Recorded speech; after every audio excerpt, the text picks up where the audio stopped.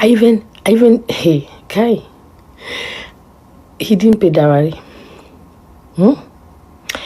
I talked to the people in the committee and convinced them that he should not be charged the dowry in the traditional form of the dowry. That whoever uncle is there that has a problem with this situation must be told that this is how it's going to be. My shushu by then had already passed away. And then now I had another uncle call this other uncle to confirm, because this uncle was like, hey, that shushu is dead. We cannot confirm or deny that information. Me, I went an extra mile and looked for a living witness and made him tell this uncle who was in charge of the proceedings that the dowry should not be paid. But that uncle was like, okay, fine, we will not ask for dowry in the traditional form, but there are those things that the man at least has to do. Like, Hey guys, hi YouTube, welcome back to my channel. So I was scrolling and came across this video, and this video I was just giggling in my blanket, like watching it, because the lady's so funny the way she's going about it, because obviously she's moved on, she's healed, and now she can laugh about it. But also I loved how she took accountability and was like warning other women, like, please don't do this, don't go to this desperate length for marriage. You guys know I've talked about a few videos where women have proposed. There's women that have gone there and pretty much did the whole wedding, planned everything, bought the ring and things like that. And then things ended up not working out. Because one of the things that I think sometimes people forget is that the foundation has to be that you love somebody.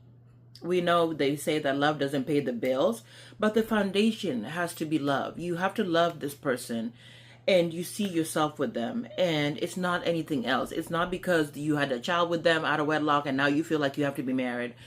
It's not because the family's putting pressure on you. It's not because, well, he has money.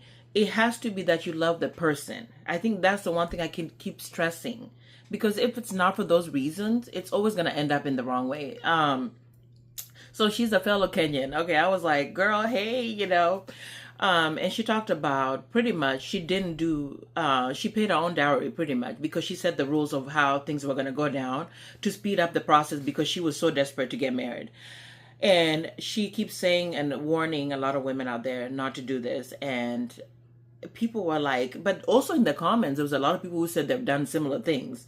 So it's obviously there's a trend of women out there that are just really desperate for marriage to the point where they're willing to go through the steps and even break some of the things that have always been done. So I'm Kenyan, and the dowry, the way it works from what I saw with my brother-in-law and even my brother doing it.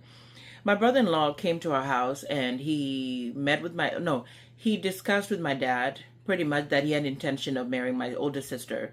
Once they talked about that, they had to arrange to come to our house when my dad was in the U.S. to come to our house. And in that moment, my sister would be fixing the food and things like that. And while they're fixing the food, my brother-in-law would bring somebody that he's close to, somebody that he trusts, to sit down with my dad. And in the process, they would negotiate like how much my sister is worth. The dowry payment is based on certain things. If you have a child, if you're educated, if you're really a beautiful woman that has a lot to offer, the price goes up. So you negotiate until you come down to a certain price. And then later on, there's another process where, for example, they have to go do stuff in Kenya. So my brother-in-law already did, and they did the whole thing where, there was church members and stuff like that. And then they had a celebration, and then my mom would cook, because my mom is not allowed to cook when she was in the U.S. according to the rituals.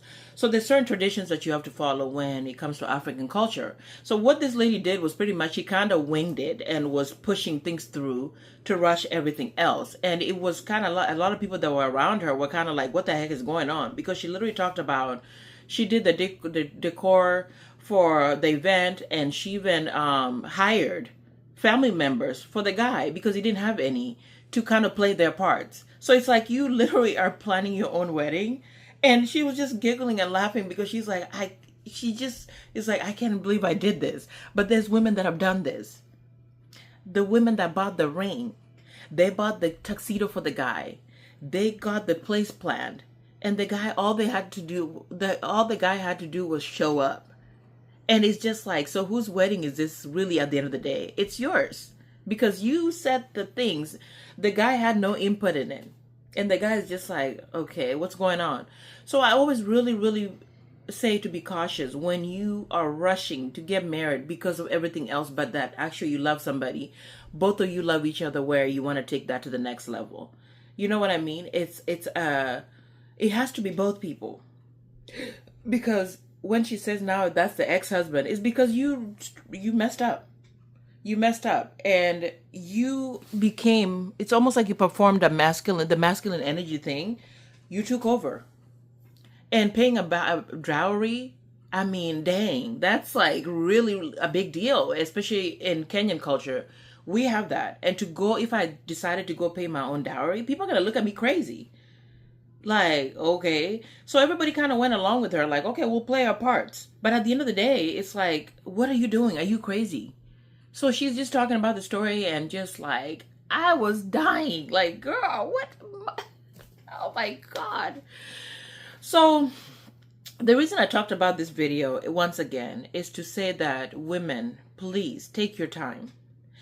Wait. Okay, I know there's going to be some pressure there. I remember the days when I was dating my ex of 6 years who did not bring up marriage.